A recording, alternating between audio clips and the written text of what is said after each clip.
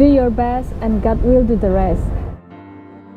Saat kamu melakukan yang terbaik, maka kamu tidak akan pernah menyesal. Kamu telah melakukan yang terbaik dan Tuhan akan membantu kita untuk mendapatkan yang terbaik.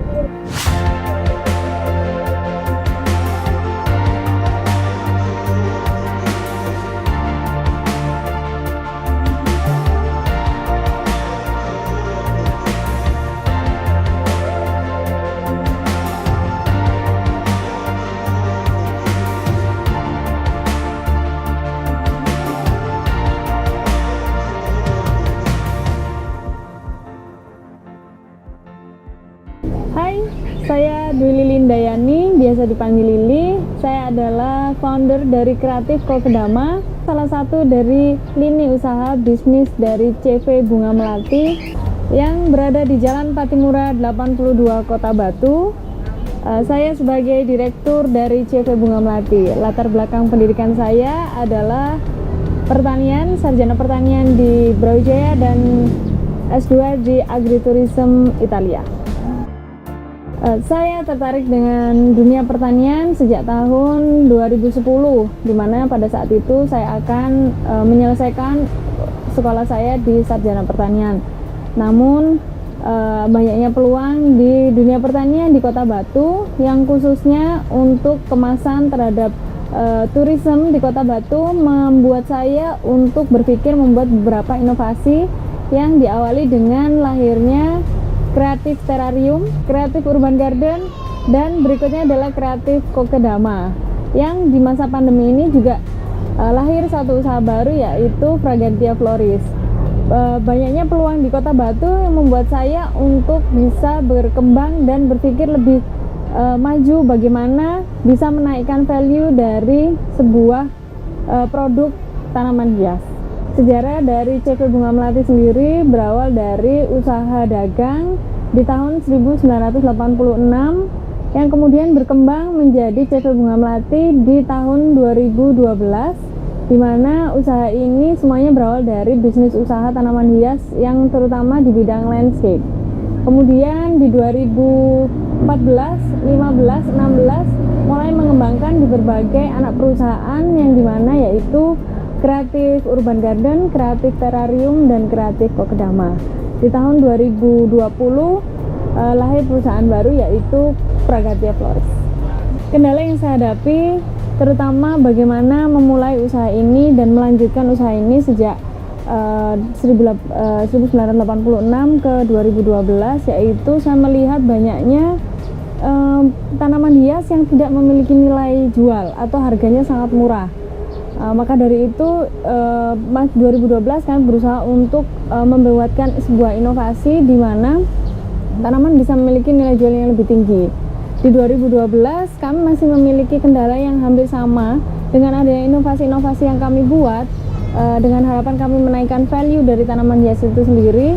Namun dengan keadaan lingkungan dan habit dari warga Kota Batu sendiri yang mereka masih suka plagiat atau suka meniru, mereka berusaha untuk menurunkan kembali harga atau istilahnya memberikan persaingan harga sehingga menurunkan kembali harga itu. Nah, namun saya tidak berhenti dari situ, saya tetap memberikan sebuah inovasi-inovasi terus bagaimana saya bisa menaikkan nilai jual itu dengan berbagai inovasi varian kemasan tanaman hias.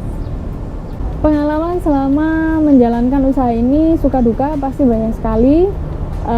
Sukanya pasti lebih banyak sehingga kami masih bertahan sampai hari ini. Namun dukanya pun juga tidak terlewatkan.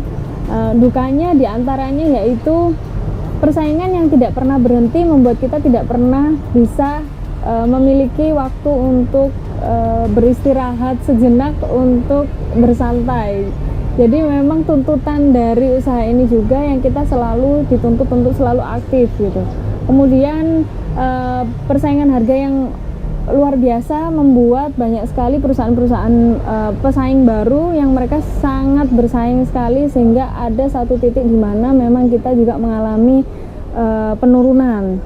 Kemudian sukanya tentunya banyak sekali karena setiap hari kita berpikir untuk berinovasi. Maka dari itu kita selalu menikmati bagaimana terus setiap hari kita tumbuh berkembang untuk berinovasi dengan sesuatu yang baru. Ada lagi sukanya, yaitu banyak sekali peminat-peminat tidak hanya dari Indonesia namun dari luar negeri juga yang menjadikan inovasi-inovasi menjadi magnet dari bisnis tanaman hias. Kemudian inovasi ini juga sangat dihargai dengan masuknya nominasi sebagai wirausaha mandiri di tahun 2018. Jadi usaha ini diawali dengan kerjasama dari bidang pertamanan, waktu itu masih Kabupaten Malang, di mana lokasi yang kami rintis atau mulai dari usaha keluarga kami rintis itu untuk menghias dari jalan atau perbatasan masuk ke Kabupaten Malang, antara Kota Malang dan Kabupaten Malang. Nah, berawal hanya dengan tujuannya dalam memberikan penghijauan atau hiasan di pinggir jalan, maka dari situ berkembang kita menyewa lahan yang ada di sekitarnya atau di dekatnya hanya dengan berawal dari 500 meter sampai dengan akhirnya sekarang sudah memiliki 3 lahan yang berbeda yang masing-masing minimal masih 4.000 sampai 5.000 meter persegi. Jadi bagaimana kami mengelola bisnis usaha ini berawal dari bisnis keluarga. Jadi semuanya masih dikelola oleh keluarga atau secara mandiri atau secara langsung ke owner. Cuman sejak kami ubah di usaha dagang itu antara tahun 86 sampai 2012 yang itu mulai kami menata dengan beberapa sistem yang manajerialnya sudah tertata namun simple. Jadi hanya sebagai pemilik, kemudian pengawas dan pelaksana. Namun pada 2012 kami ubah menjadi CV.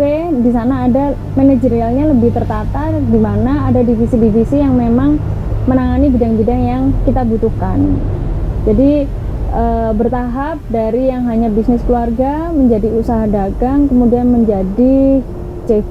Untuk beberapa tren tanaman hias di 3 bulan terakhir memang cukup fenomenal karena dengan adanya pandemi banyaknya sekali warga yang memiliki kecintaan atau keinginan untuk merawat tanaman hias, sehingga banyak sekali varian-varian yang mengalami kenaikan stabil dan penurunan. Yang mengalami kenaikan sangat drastis yaitu tanaman hias daun, di mana tanaman yang biasanya harganya sangat murah, saya boleh bilang dari harga 25.000, namun sekarang bisa menjadi harga 25 juta. Bahkan ada yang sampai dihitung dengan per daun, dengan minimal harga penawaran 10 juta per daun. Di antaranya yaitu tanaman Monstera variegata dan Monstera deliciosa yang bukan variegata, semuanya mengalami kenaikan yang cukup drastis. Atau bahkan saat ini harga yang paling fenomenal yaitu Monstera obliqua atau janda bolong biasanya disebutnya. Kemudian untuk tanaman yang cenderung stabil kami boleh bilang yaitu tanaman kokedama, karena kami memberikan sebuah konsep di mana harga ini kita stabilkan gitu. Dengan segala fenomenal yang terjadi di luar, kami harapkan harga ini masih bisa terjangkau. Jadi tidak ada ketakutan terhadap pembeli untuk mereka tetap bisa memiliki penghijauan di dalam rumah. Kemudian tanaman yang cenderung turun yaitu bunga potong. Nah, bunga potong di sini selama hari biasa itu biasanya konsumsinya masih bagus dan meningkat. Namun karena pandemi hampir tidak ada pengiriman atau tidak ada penjualan sama sekali. Jadi itu adalah salah satu dari contoh-contoh tanaman yang mengalami kenaikan, penurunan, dan stabil. Omset yang kami dapatkan selama menjalankan bisnis ini sebelum pandemi rata-rata kita mencapai sekitar 75 juta sampai 100 juta per bulan. Namun karena adanya anemo pandemi kita sempat mengalami penurunan drastis di 3 bulan awal pandemi, namun mengalami kenaikan yang cukup drastis juga, jadi sampai 5 kali lipat, jadi sekitar sampai 400 sampai 500 juta per bulan hanya di selama pandemi. Namun sekarang sudah mengalami stabil atau harga normal kembali, yaitu sekitar 75 sampai 100 juta per bulan. Jadi beberapa strategi marketing yang kami jalankan untuk beberapa bisnis tertentu yang kami anggap itu memerlukan sebuah strategi khusus, diantaranya yaitu dengan menggunakan sistem reseller, di mana reseller kami memiliki kelebihan di mana mereka bisa mendapatkan harga yang lebih rendah daripada harga katalog atau harga jual yang kita buat di seluruh Indonesia sama. Jadi dengan istilahnya mereka membeli dari kita dengan ketentuan khusus, dengan minimal pembelian mereka bisa mempunyai margin untuk mereka jual kembali. Kemudian berikutnya kami membuat beberapa atau menyelenggarakan pameran di Indonesia sebelum beberapa kota sebelumnya pandemi. Namun saat ini kami hanya menyelenggarakan pameran hanya di dalam provinsi saja. Namun dengan strategi pemasaran dengan pameran dari satu tempat ke tempat lain, ini adalah cara yang paling efektif bagaimana kita bisa menjangkau audiens atau pembeli-pembeli kita. Pencapaian tertinggi dari usaha ini adalah salah satu inovasi dari Kokedama, itu diakui sebagai salah satu inovasi pertama dengan konsep memanfaatkan atau pengelolaan limbah dan mendapatkan nominasi sebagai wirausaha mandiri muda di bidang pertanian di tahun 2019. Rencana kami untuk tetap mengembangkan usaha ini, harapannya kita bisa tetap eksis di dalam inovasi-inovasi. Kemudian kami ingin bisa memproduksi dengan jumlah yang besar atau industrial yang harapannya bisa mencapai target ekspor internasional, yang hanya saat ini kami hanya ekspor di hanya 2 atau 3 negara yang konsisten. Namun kami harapannya kita bisa produksi lebih besar lagi sehingga banyaknya penyerapan tenaga kerja, adanya peningkatan value itu bisa menjadi solusi untuk pemasaran atau pengembangan dari bisnis usaha tanaman hias ini. Tips untuk tetap bisa mengembangkan sebuah wirausaha yaitu fokus, lakukan satu namun fokus dan lakukan yang terbaik, maka tidak akan pernah menyesal bahwa kita sudah melakukan yang terbaik dari versi diri kita. Moto hidup saya adalah do your best and God will do the rest. Artinya adalah saat kamu melakukan yang terbaik, maka kamu tidak akan pernah menyesal kamu telah melakukan yang terbaik, dan Tuhan akan membantu kita untuk mendapatkan yang terbaik. Terima kasih telah berkunjung di galeri saya, dan jangan lupa subscribe Tanam Ternak Channel, dan salam hijau.